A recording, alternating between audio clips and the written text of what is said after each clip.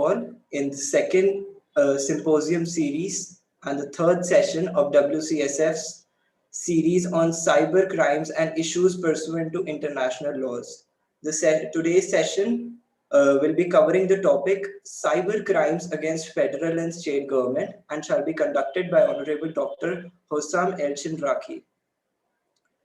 This symposium series has been organized in the collaboration with SCC Online, and World Cybersecurity Forum, WCSF, is an internationally renowned cyber consultancy and web community founded in 2019.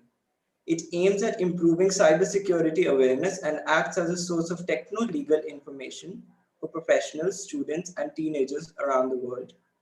On 1st of April 2020, WCSF launched Cybercrime Awareness 2020 program, which is a global initiative to support emerging trends in cyber law, cybercrime, and cybersecurity.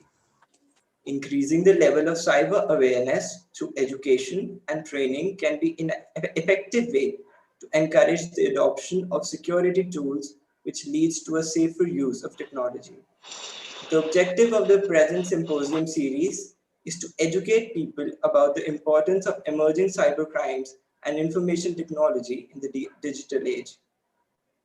And SCC Online is brought to you by Eastern Book Company, a publishing house of international repute and an acknowledged leader in the field of law publishing in India for more than 75 years. EBC publishes a wide range of legal commentaries, students' texts, law reports, and digests, and its products include pioneering work both in print and electronic media. Using the finest of technological innovations, they pioneered law information databases for making law easily accessible in the electronic medium. This has appeared in a revolutionary form in the search program in the electronic medium as SCC's online case finder. The information database and the search program is a proven source for quick retrieval of case law precedents of the Supreme Court of India. For 75 years, SCC Online has been creating authentic and reliable information, legal commentaries, statutory law, and law reports. Supreme Court cases is the most cited law report by the Supreme Court of India. All the content is there in one place, whether it's Indian, foreign, or international. SCC Online consists of superior search capabilities and the 4 million documents. Their legal research tool provides top quality information with an interface which makes research a quicker and effective process. The second symposium series on cybercrimes and issues pursuant to international laws was founded on the main idea of providing a practical approach in terms of emerging cybercrimes and cybersecurity laws on international level. As technology is evolving rapidly, so human beings are, and during this expedition, all are facing a lot of obstacles in all senses. This series aims to kindle the society in context to the crimes and various security issues they have faced to date. The symposium evaluates the international impetus of the law of reform in combating cybercrime. It classifies actions of international harmonization into professional, regional, multinational, and global actions, summarizes the major concerns of these actions, and concludes the influence of the Convention on Cybercrime on state and international levels of legal countermeasure. The series also points out the limitations of the previous actions and anticipates the United Nations to play a more important role. Also, it will be more inclined towards the conclusive part where our honorable guests will try to give preventive measures regarding the same. This symposium includes 5 sessions, and today we are introducing our third session on the topic Cyber Crimes Against Federal and State Government. It shall be conducted by Dr. Hossam El-Shindraki, who is an associate professor in criminal investigation, team of Head of Police Management and Social Sciences section under Dubai Police Academy. He also served as the head of Cyber Crimes Criminal Investigation Department in Ministry of Interior in Egypt for approximately 3 years. He is also a member in the official technical committee for preparing the cyber crimes law and preparing the personal data protection laws in Egypt. He has published a book on cyber children exploitation and has completed number of research papers in the field of cyber crimes. I welcome you, sir, and the floor is now open to you. Thank you.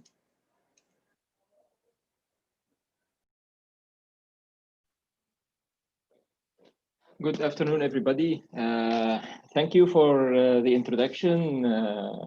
I appreciate it. I think no need to introduce myself.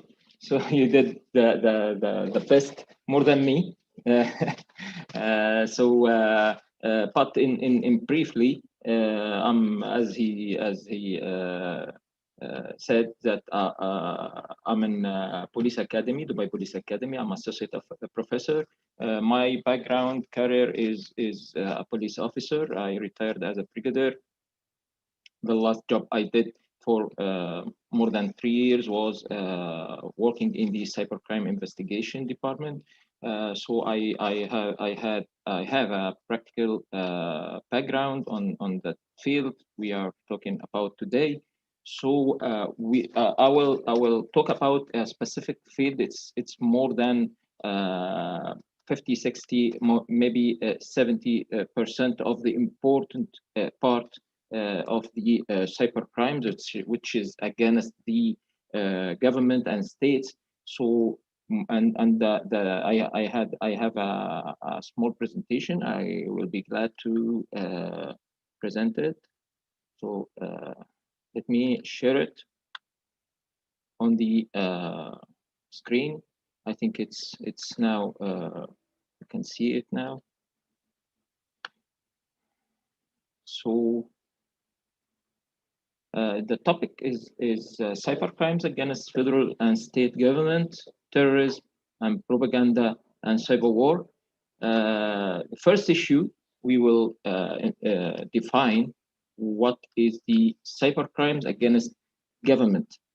And after that, we will go through these crimes. Let's talk about it. When a cybercrime against the government committed, it is considered an attack on that nation's sovereignty. Cyber crimes against the government include cyber terrorism, hacking, cyber warfare, and pirates software. And these big crimes will include or include small, or kinds of crime methods of criminal or crimes. Cyber crimes against government as a tree I did. Cyber terrorism, software piracy, cyber attack, rumors against government, cyber war, hacking, and I mean rumors against government because rumors could be against government or could be for any other purpose. So talking about the famous people, something like that. But we are here talking about against the government, which reflected, which reflected. Violence between people and the police and the authorities, and which reflect also unrest in many countries, and we can see or we saw the unrest, violence or unrest situation in the U.S. and Europe after misconduct with between police and someone in the street, which results that he died. First, we will talk about the cyber terrorism, and cyber terrorism is the main umbrella of most of the cyber activities against government. So definition of the cyber terrorist, that using the internet to conduct violent acts lead to threaten loss of life or significant bodily harm in order to achieve political or ideological gain through threat or intimidation. So properties of the cyber terrorism. Cyberterrorism can be considered as a new technological tool for traditional terrorism. Also, it's a transactional crimes. Also, it's able to influence countries and societies regardless of the geographical location of terrorists. Also, its main goal is to attract attention, create fear among civilians, and force governments to adopt unwanted policies. It differs from cybercrime because it targets people, property, or infrastructure, causing various damages that may amount to death, bodily injury, explosions, or severe economic losses. Patterns of cyber terrorism, we can see that there is seven main patterns: exchanging assignments and disseminating, creating terrorist websites, destroying websites or digital data and information systems, spreading rumors, propaganda, software piracy, economic disruption. The first one, exchanging assignment and disseminating, this is issues. This is issue I touched it already while I was working in the field. So they were making groups online, closing groups, closing email groups, or closing peer-to-peer chatting between the elements of the terrorist group, and they exchange information how to prepare an explosive to make a terrorist operation in anywhere. So we caught many of these chats, many of these emails, even the financing, the amount, the deal happened on the internet, and we caught many groups doing that, and we caught a lot of documents, e-documents, of course, on these emails. So they plan what they will do as a strategy to make unrest in the country, to be developed to domestic violence, and then they can make some problems in the security situation in the country they targeted. So terrorists use the internet to spread their extremist idea, spread terror, and terrify people, including, this is the way they do it, encrypted messages, maybe by using VPN, by using deep web, by using proxies, a lot of ways, by using peer-to-peer applications, which is very encrypted, and they cannot the authorities cannot monitor all these softwares or these applications. Also collecting terrorist information, planning and coordination of terrorist operation. And as I said to you, we touched that on the ground, in fact. Obtaining financing, attracting youth and recruiting terrorists, and I will tell you how they do it practically. Electronic terrorist training, they can train their elements, the one who will wear the explosive belt and explode some any place like church, like mosque, like something, how they make a brainwashing, and then they push him to do the job. Issuance of electronic data, creating terrorist websites. How they do it? Goals of terrorist groups is creating sites or broadcast. Why they are doing that? The goal is broadcast their stray thoughts, advocating to their deviant principles, demonstrate the strength of the terrorist organization, and intellectual mobilization, and recruitment of new terrorists, giving instructions and initiating electronic training by teaching the methods and means that help in carrying out terrorist attacks. Electronic terrorist sites have been established to show how to manufacture bombs, explosives, and lethal chemical weapons, and to explain ways to hack emails, how to hack and destroy websites, access blocked website sites, and to teach virus propagation methods. Tourist recruitment websites usually feature is creative, artistic form in design and craftsmanship in dividing subjects in images and contents, providing services to bypass the blocking of websites and send them to members, continuous updating of content, attracting writers with their influence and publishing respected scholars to raise the level of trust, coordination between them to publish their statements and ideas. And and each of us knows that the media and the websites and lately the deep web is the the best field for them to exchange or to do their activities because of the anonymity. But now there is a development in technical issues or technical ways to monitor and observe what they are doing and detect the IP addresses or the digital identity to track them and find them and then arrest them. Nowadays, and I will tell you about the researchers happening now. A lot of companies doing many applications.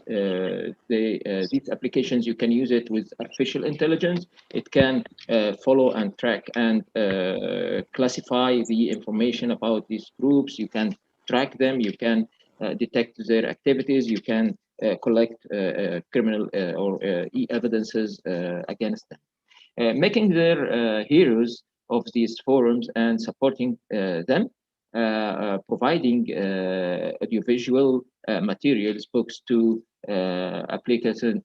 applicants quickly, providing technical advice to help surfers who is surfing online, hide their identity and digital fingerprints online, and this is now under research to go through it or to overlap these challenges.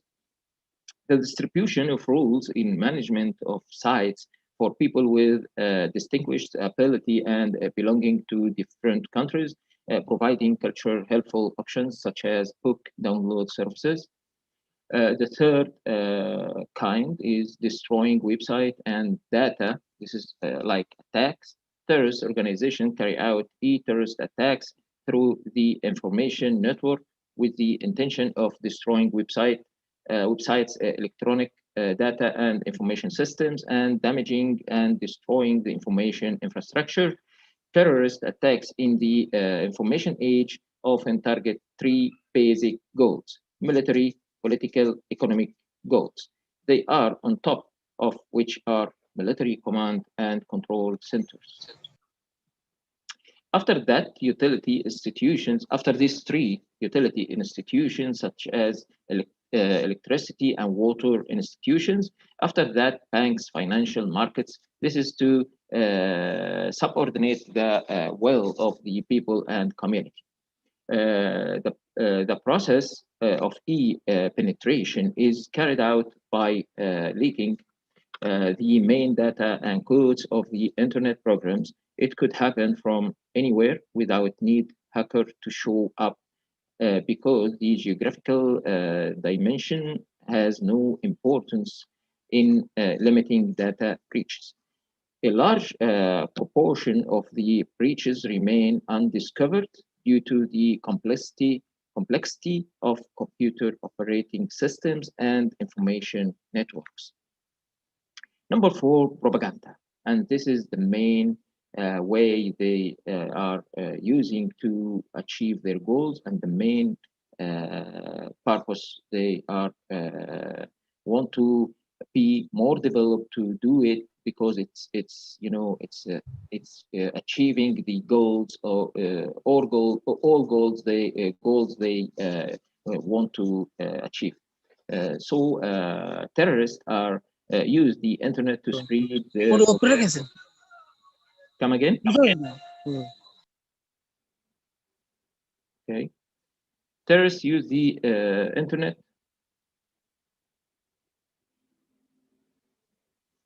to spread their propaganda, multimedia expressions that carry ideological expressions or practical instructions or provide explanation about terrorist activities, and they use recruitment, pushing towards radicalism, incitements to terrorism. The first one, recruitment, how they recruit people online.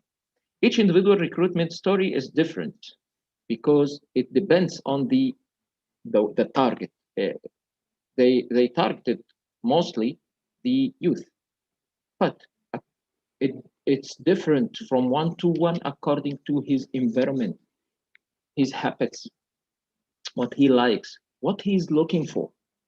So they doing from ground. What I'm saying, I will tell you about theoretical, but from ground, they are study according to the confessors of them.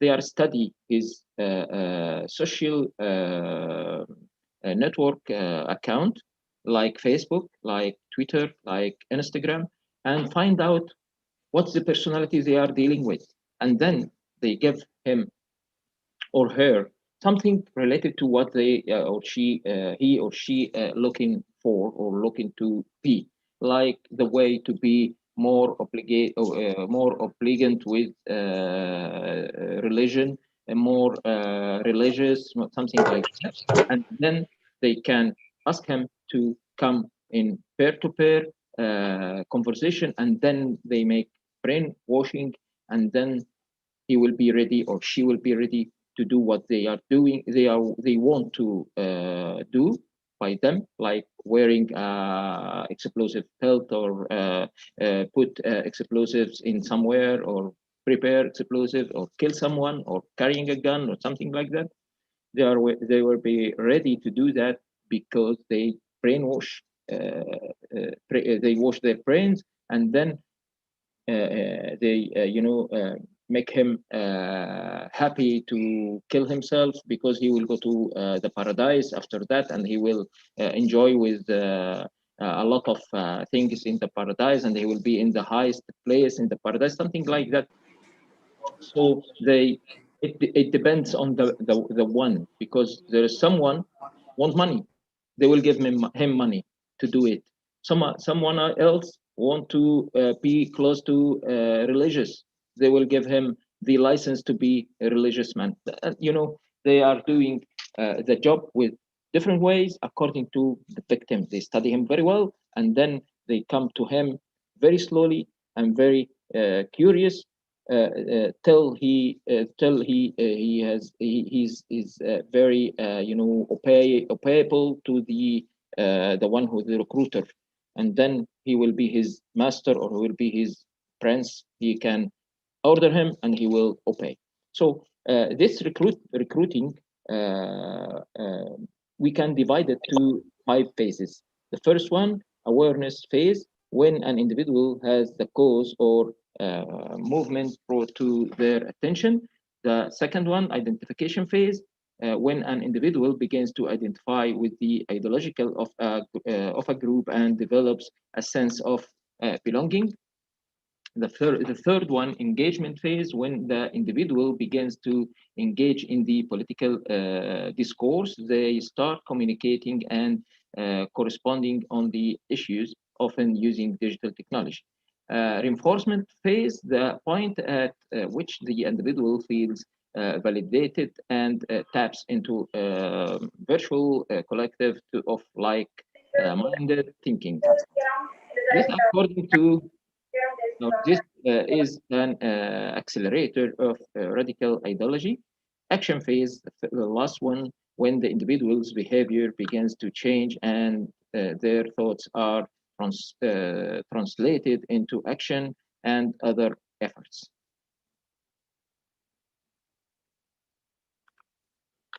Radicalization refers to a process of indoctrination that often accompanies the transformation of recruits into individuals determined to act with violence based on extremist ideologies.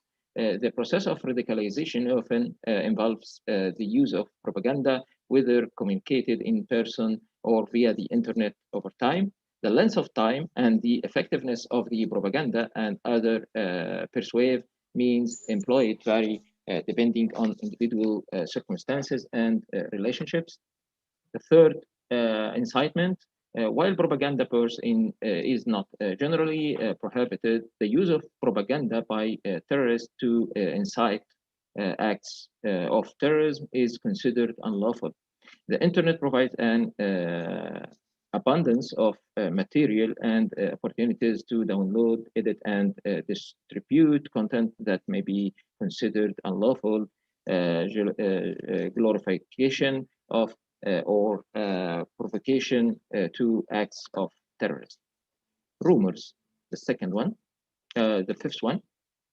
Online rumors can start over email, blogs, cyber news, and social networks such as Facebook, and this is the main one. Also, Twitter, Instagram, and we can notice that the rumors is affecting the policies of the governments and the rumors. People, according to the main the one who gives the rumor use it affected, because when you use the Facebook in a community always using the Facebook, so it will affect everybody. Maybe you can find demonstration, a wide demonstration in the whole country because of a rumor.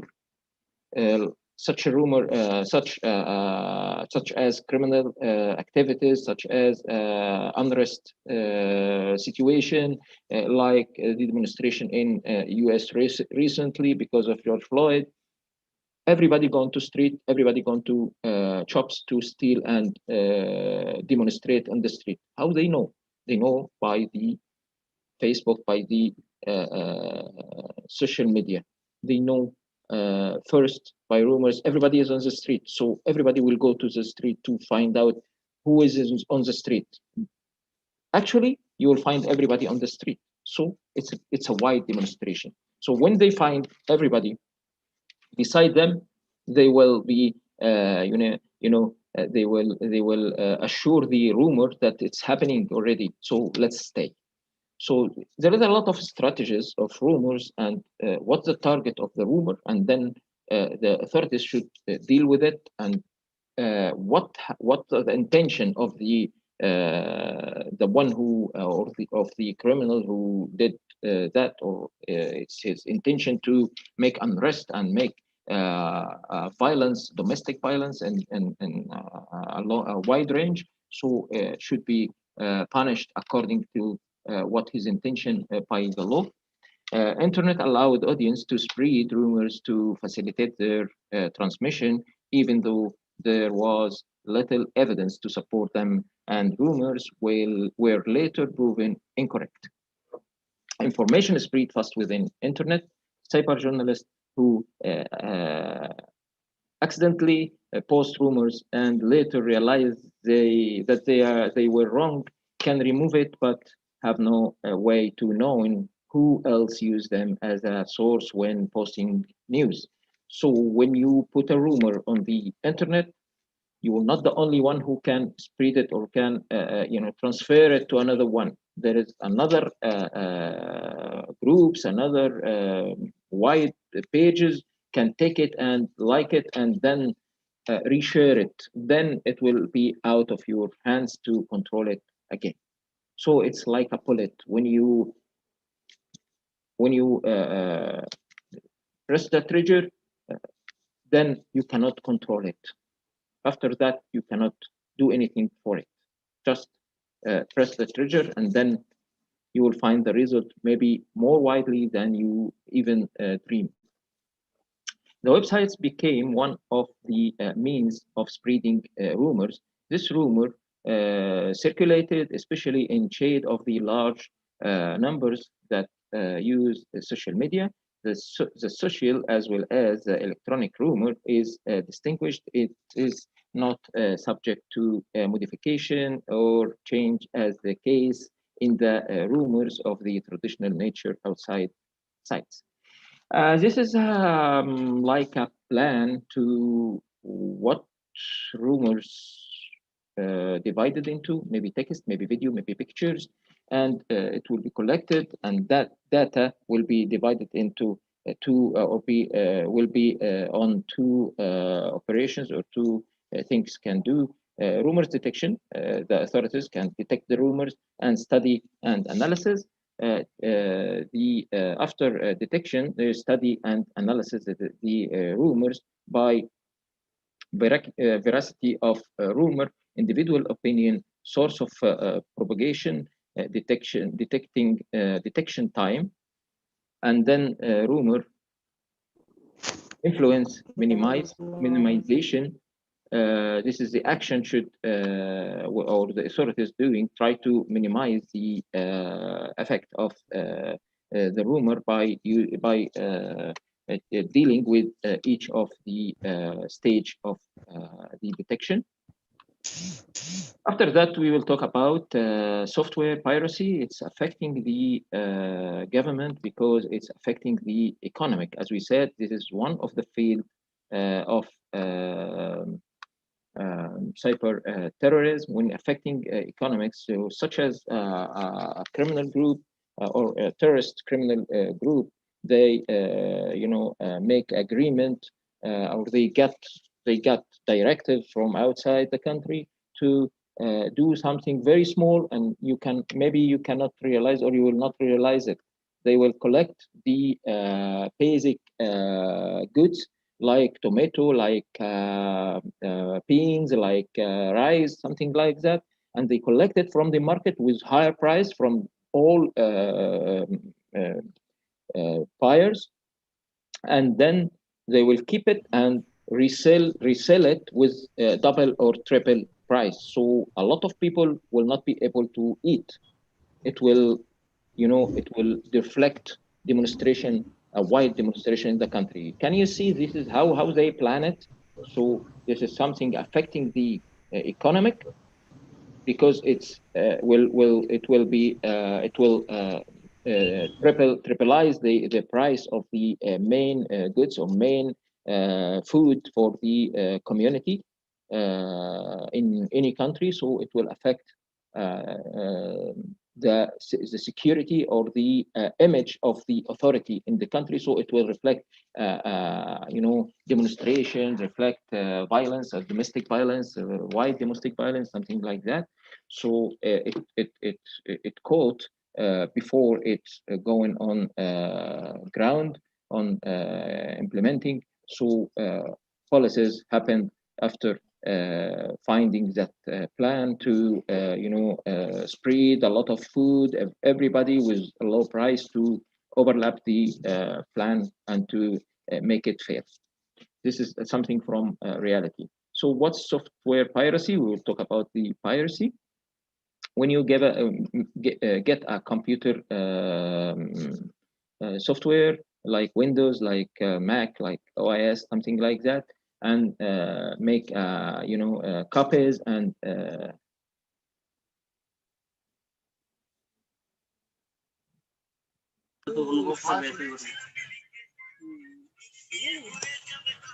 make copies and to sell it to some people, and then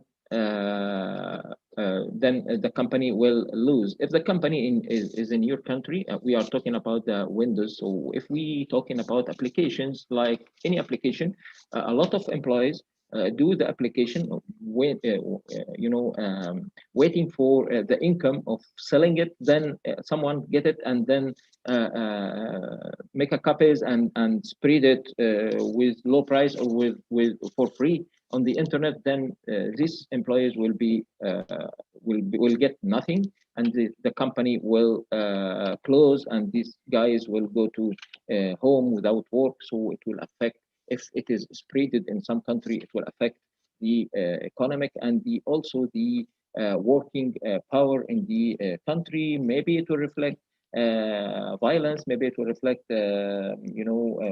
unrest in the country. So it's very important in their plans. And what I'm saying is, reality. That's the way they planning. Software piracy doesn't require a hacker or a skilled coder. Anyone can do it. Any normal person with a computer can become a software pirate if they don't know about the software laws, or they know, maybe they know, but they are doing it. With such a widespread impact, it's important to understand what software piracy is, and the dangers of it presents. Seventh, economic disruption. The WannaCry, which is spreaded, and Pitya cyber attack, masquerading as ransomware, caused large-scale disruptions in Ukraine and a lot of countries. Even during the COVID-19, ransomware spreaded and encrypted the hospital records in Malaysia and I think Philippines also. It's according to the Interpol and Europol statements, reports. They said that they giving support during the COVID-19 to solve this problem, because they encrypted all files for patients, and then the disaster become worse. These attacks are also categorized as cyber terrorism, especially financial crimes, because they affect companies and groups. Cyber terrorism target military, as we said, target military systems, target power and water generating stations, target the economic infrastructure, targeting transportation system, targeting communication systems, and it will be spreaded by the implementation of the IoT, Internet of Things, in the cars, metro, trains. You can imagine if they get control on the airplane or metro or trains, and then will be crash. A lot of people died by the information system. Some intergovernmental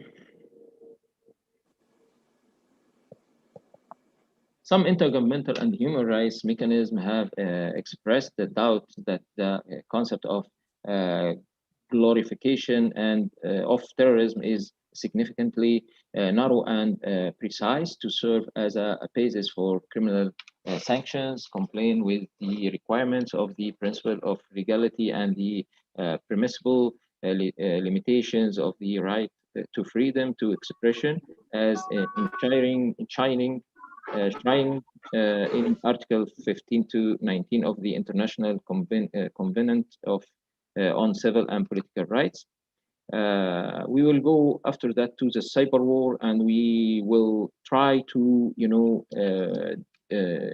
make a differentiation between the cyber war and cyber terrorism. It's similar in some methods of crime, and it's different for the targets and the criminals. The criminals, or the one who do it, is the countries, another countries, the enemies. But the cyber terrorism is a terrorists. So it's different because of the one who committed. This is organizations, this is countries, governments do it against another government. But the terrorism is terrorism groups against government to achieve political issues, but the other one to weakness the power of the country, maybe to attack them, maybe to weaken them, to be, to achieve some decisions in economic, in military, in something like that, or to revenge, like what we saw in between two countries when they do something terrorist, and then the other country make a cyber attack on their defensive equipments and defensive system. They destroy it and make a lot of expenses, a lot of losses, and the this infrastructure. The major disruptions to critical infrastructure, however, this is the least likely outcome. Attacking a nation online will have extreme consequences to the attacker, as well as collateral global damage. No nation, including both public and private infrastructure, is immune from attack. Cyber warfare occurs continuously across cyberspace connections, resulting in disruptions, websites, defacement, theft of national defense information, and intellectual property theft. As is cyber spies outwit in stealing defense secrets and walking away with industrial technology useful and in narrowing industrial and military gaps. Some experts believe that such crimes have cost hundreds of billions of dollars, while some of this is related to criminal activity, such of it is attributable to espionage. Espionage, cyber espionage, uh, an act of gaining unauthorized network or system access, usually to obtain the sensitive data of a government or military infrastructure using proxy servers or another ways. This notorious practice is an attempt to damage or misuse compromised data, which usually refers to political and economic or military data. Denial of service attack. Denial of service attack, like they called it DDoS attack. It is to make a machine or a network resource unavailable to its users. Like we have a lot of examples, and it's happening maybe daily. But the most severe one, I will explain it. I will talk about it. It's the one who attacked the Aramco petroleum company in Saudi Arabia, and the other one, and it's before it. It's Estonia or Estonia cyber attack, which classified as the most severe cyber attack in the history. Cyber DDoS attack is to make a machine or network resource unavailable to its users. Perpetrators of DDoS attacks typically target sites or services hosted on high-profile web service, such as banks, credit card payment gateways, and root name servers. DDoS attacks often leverage internet-connected services with vulnerable security measures to carry out these large-scale attacks. DDoS attacks not limited to computer-based methods, as strategic physical attacks against infrastructure can be just as devastating. For example, cutting undersea communication cables may severely cripple some regions and countries with regards to their information warfare ability. Cyber war motivation. There are, as we said, the motivation of cyber war is to push government or a nation to obey the policies or obey the directives of another country, or to retreat of a decision they did it. So let's talk about it. There is a number of reasons nations under attack offensive cyber operations. States take cyber warfare seriously as they are viewed as an attractive activity by many nations in times of war and peace. Cyber offensive operations can cripple whole economics, change political views, agitate conflicts within or among states, reduce states' military efficiency, equalize the capacities of high-tech nations to that of low-tech nations, like what happened in Estonia, and use access to their critical infrastructures to blackmail them. Yes, someone raise hand.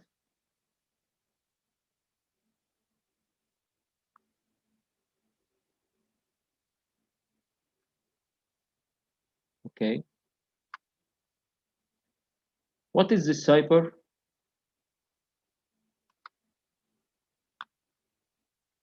Okay. What's the cyber war weapons? What's the weapons? What's the tools? The tools of destruction used in cyber attacks do bear some resemblance to weapons commonly used in other criminal attacks, in that they incur the same effect.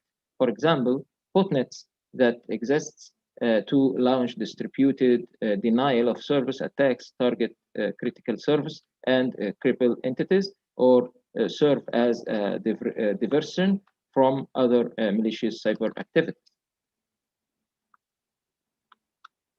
Spear phishing and social engineering too are techniques also deployed in order to get cyber criminals closer to the targeted systems.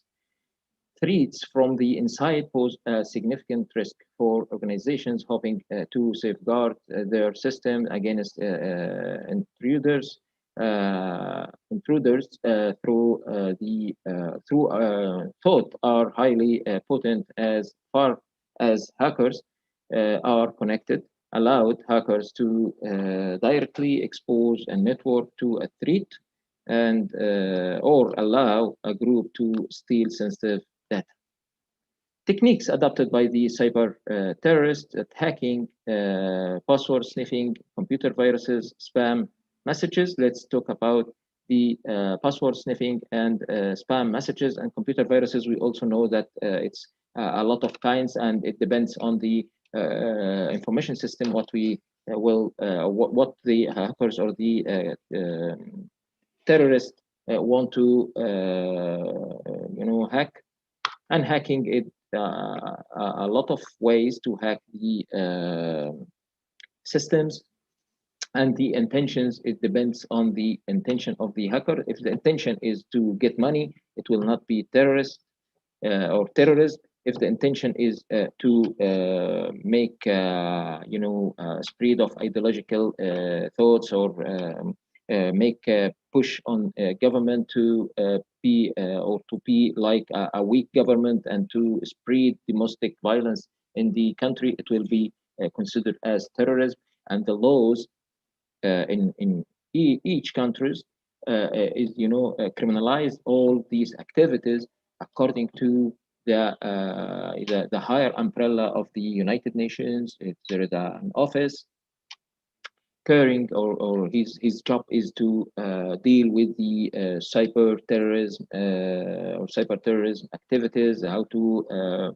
coordinate between countries to face these crimes, because it affected everybody. There is a lot of convention related on that. I will tell you about the Estonia cyber attack and what happened after that, because it becomes a cyber war, not cyber terrorism, and what the United Nations make and what is Tallinn committee, and what the rules, and the it becomes like a law to organize like an international humanitarian law to organize the use of the cyber force in wars. And it organized also the casualties, and what should do and what should target, and a lot of things we will talk about. So the first tool is password sniffing. Cyber terrorists may use password sniff to complete their cyber attack on different countries and organization to see their downfall and control their systems. The password sniffer is programming uses to screen, organize, and in the meantime catch all the password that passes the system connector. Spam email. Spam can indeed be regarded as terrorism, though some regard it as a lighter form of terrorism, while others equate spammers to real-world terrorists, holding at ransom some close to 900 million internet users is something that can be equated to terrorism in every sort. Apart from costing them money and time, they also have the potential to create havoc with lives, either in the form of directly influencing them by fraudulent practices or indirectly by hampering proper functioning of caregivers, including physicians and other medical professionals. We will talk about cyber attack. Cyber attack as its third tool refer to the deliberate exploitation of computer networks to launch attacks. Such attacks indeed intended to disrupt the targets such as computer systems, servers, or infrastructures using hacking threat technologies, viruses, malware, flooding of spam emails, flooding of requests on a site, a website, or something like that. We will talk about two examples, like the first one, Aramco cyber attacks as case study of cyber terrorism. The virus, the summary of it, the virus used for cyber warfare against Saudi Aramco. This virus, they recognize it as Shamaun. It's a very dangerous virus. A group named Cutting Sword of Justice claimed responsibility for attacking 35,000 Saudi Aramco workstations, causing the company to spend more than a week restoring their services. The group indicates that the Shamaun virus had been used in the attack. Computer systems were knocked offline by an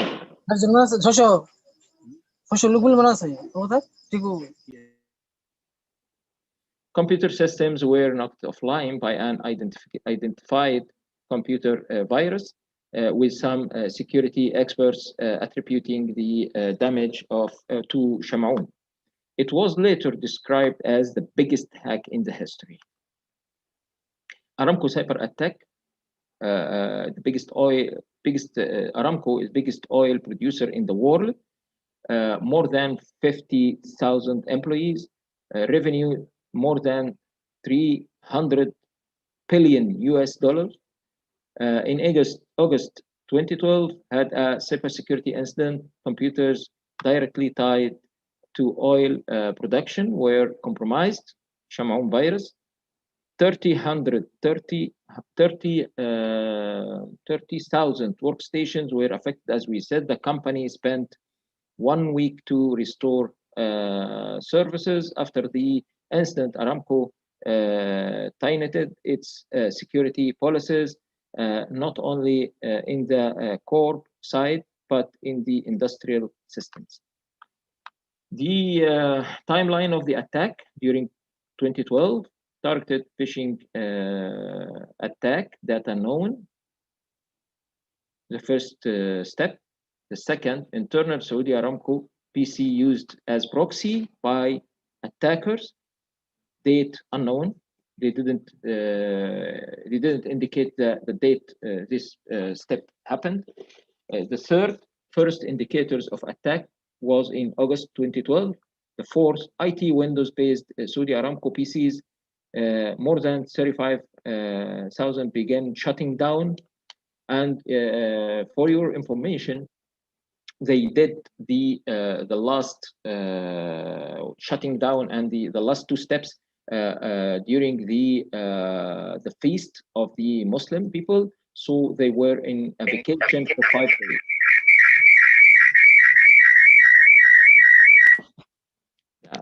Please the voice, because a lot of noise. I cannot speak. IT Windows-based Saudi Arabia, as we said, so it was down and being wiped all information. You can imagine 35,000 stations with all operations around the world, because it's breeding, it's exporting all the petroleum components to the whole world. So everything stopped, everything was in a mess. All records, all files is electronic, so it wiped. They have no records. They don't know what's their obligations, what they will do. So it's become a mess in the whole world, not only in Saudi Arabia. You can imagine also the loss of money and loss of time they suffered from. Saudi Aramco disconnected from the world by 15 August. The company is disconnected from the whole world. Estonia cyber attack. It was in April, on April 27, impact Estonia's government, financial and media online services were knocked offline. On 2007, Estonian cyber attacks happened. Significant cyber attacks on Estonian information infrastructure lasted 22 days between April and May. It happened for 22 days, coincided with protests voting by Russian ethnic minority in Estonia and economic sanctions by Russian government, triggered by Estonian government decision to relocate a Soviet area monument to a great patriotic war away from central Tallinn. You can observe that Tallinn. This is the reason. The statue of Tallinn. This is the reason of the cyber attack, and the committee which established by the UN after that to give or to put rules to avoid the disasters of the or avoid the losses of the cyber attacks and organize it according to the law is called Tallinn Committee. So entailed post significant DDoS attacks on Estonian public and private sector, information infrastructure, and defacement of Estonian government websites. Everything is collapsed, depicted by Russian government as grassroots activism, for which is not responsible and had no control. Despite some circumstantial evidence, IP addresses for launching attacks, dissemination of device on how to conduct DDoS attacks, full extent of official Russian complexity remains controversial and contested. So this is the end of the presentation, but also I want to tell you about this Tallinn committee. This committee is resulted or established by the UN to recover the the effects of the cyber attack. It was very disastrous. It affected the hospitals, affected critical infrastructure of the country. So it was a big disaster if it is not organized.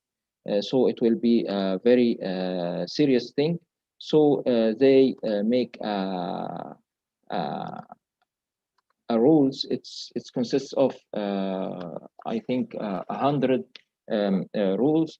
100. It organized everything, how to engagement in conflict, cyber conflict, what is allowed to attack, what is not allowed to attack, what's the casualties, how to deal with casualties, because it's when it's attack the hospitals and infrastructure, it will lead casualties in reality.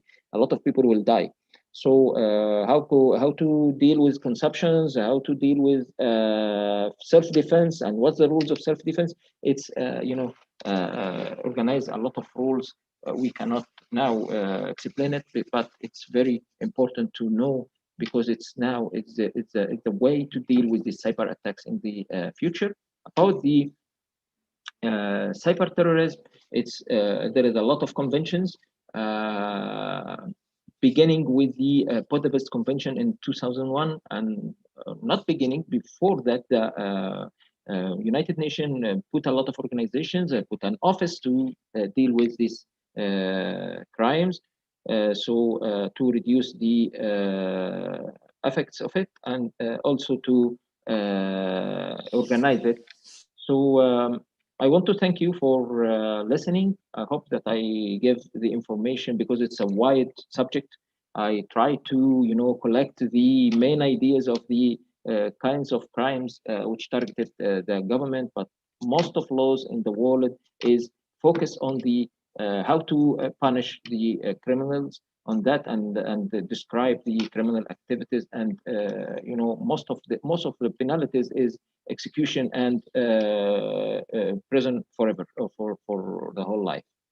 So thank you, and I welcome any questions. For such an enthralling and enriching experience.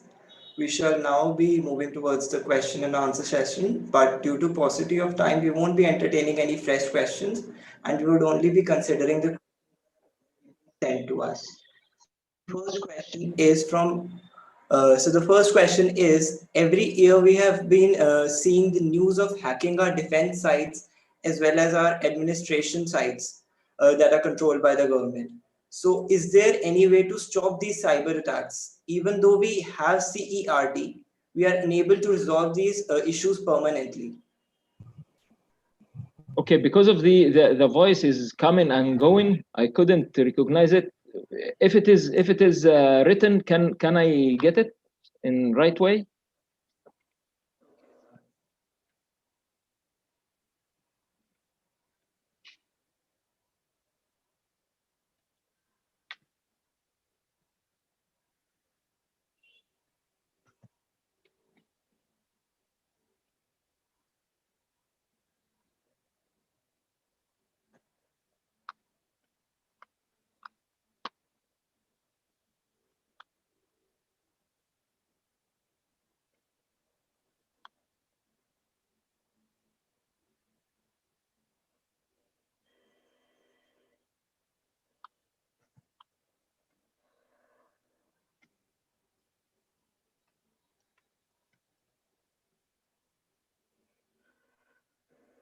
A particular selection of a message isn't available, so the whole chat is being copied.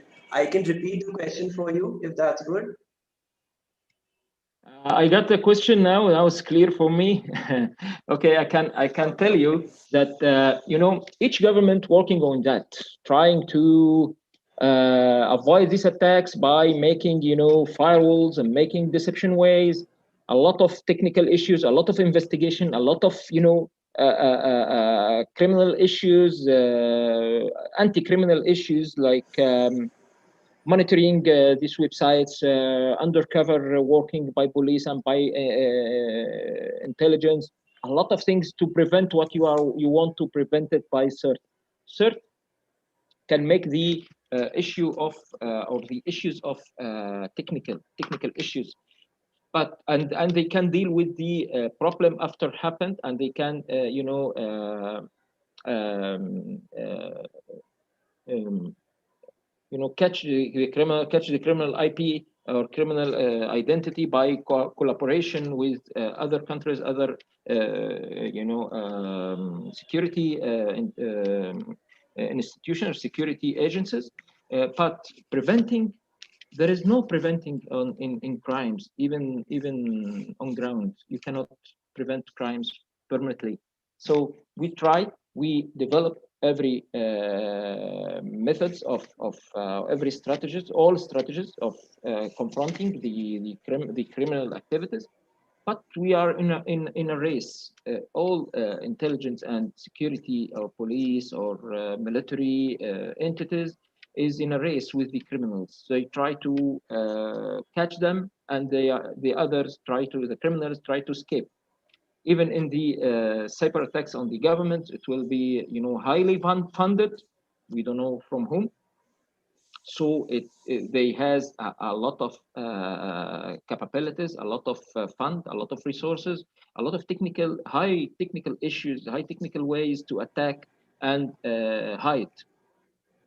All technical companies developed softwares or applications to detect these criminals, but they also has their ways, their tools to deal with these new applications.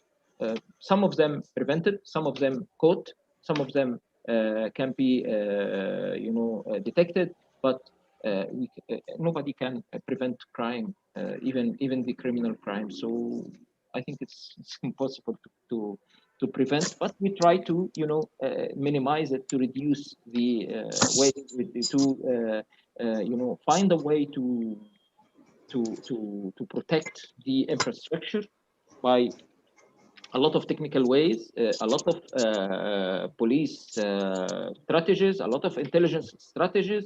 I cannot talk about it all because it's very wide, but try to minimize it, try to prevent, try to catch the criminals after they committed the crimes, and then this is the job of the authorities. They cannot prevent it permanently. Thank you. And the second and the last question for the day, Doctor, is that what are your views assembling international task force for combating terrorism, cyber terrorism, that is? Really? Can you can you write it please down? I would request everyone to please mute themselves. इसमें net Someone is talking. Can you write it down, please? Can you write it down? Do you hear me?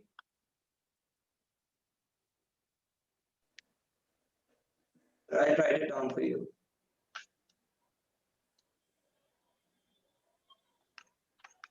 The chat has been disabled by the host.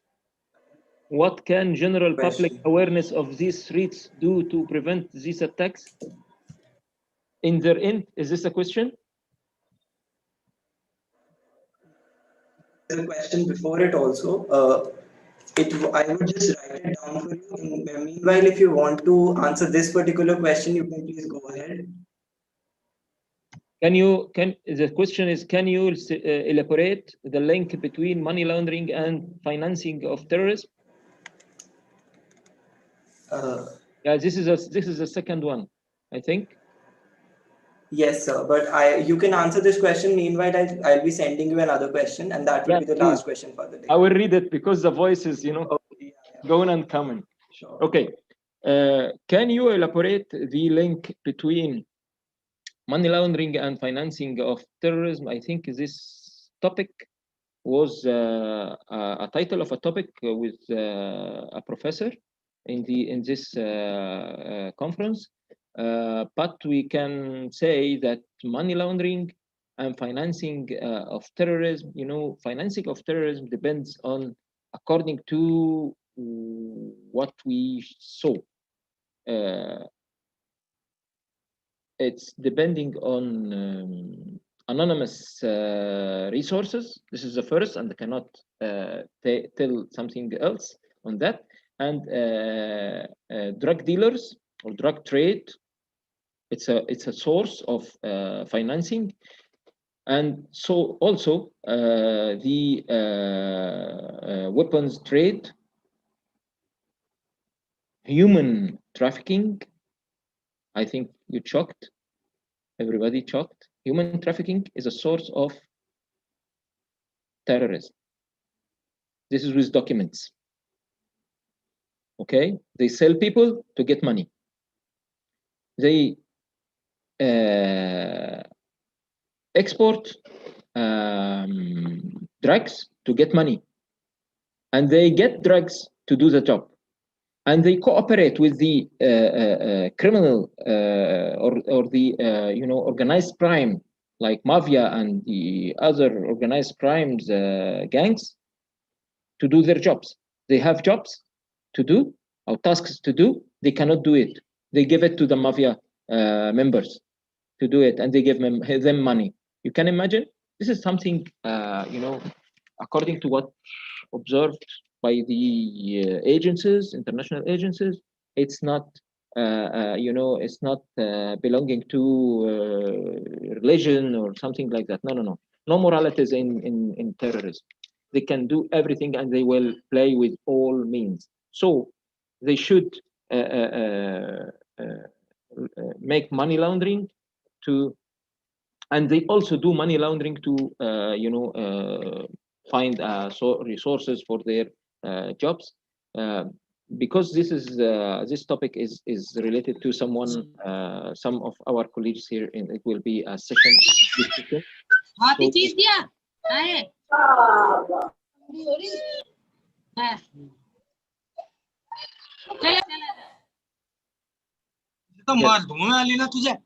Please close the mic, please. Okay. Where is the second one? A lot of questions. I lost it. Financing. From where I can read related to the topic. Which topic? The money laundering and financing the terrorism. You can write down the title on the Google, and you will find a lot of resources. Many resources. What can general public awareness of these threats do to prevent these attacks in their end? Of course, the awareness will prevent the entrance of the cyber attack, because the cyber attack is coming to the network by a gap in the information system, or a mistake from one of the employees that he used a flash memory infected, or open the internet during using the network. So the viruses or the DDoS will sneak to the system and then will affect it, will destroy it.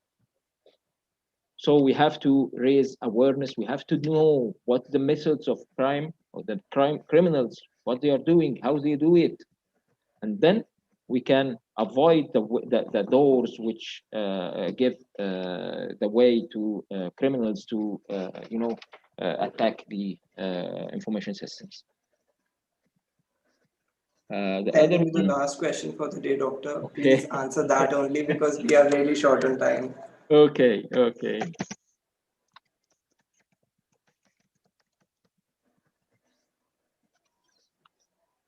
I have sent you the What question for your perusal. used on assembling an international task force to combat cyber terrorism?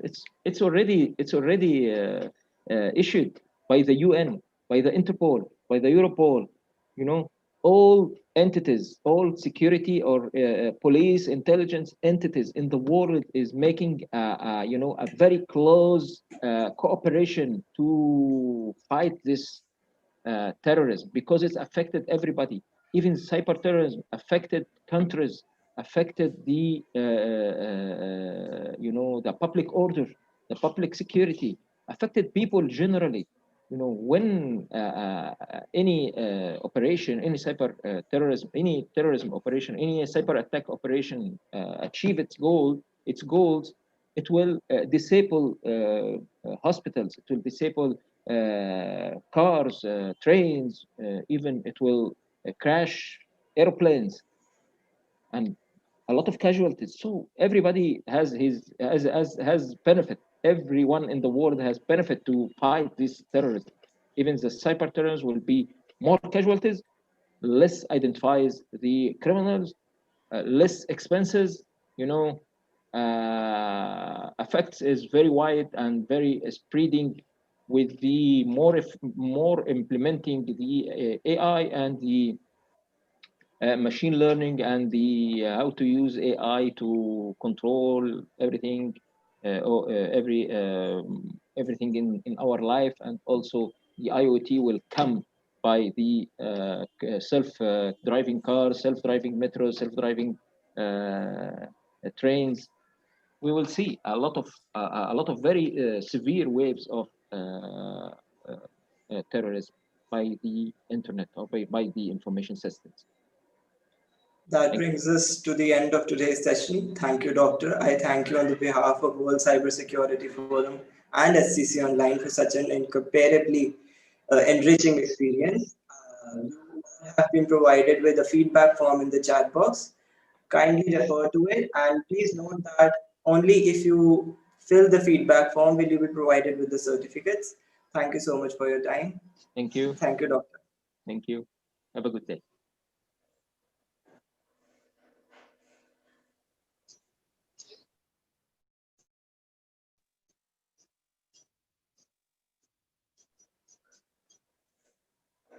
Everyone to please fulfill their feedback forms, and you would be given the certificates only in the event of you fulfilling the requirement of filling the feedback form.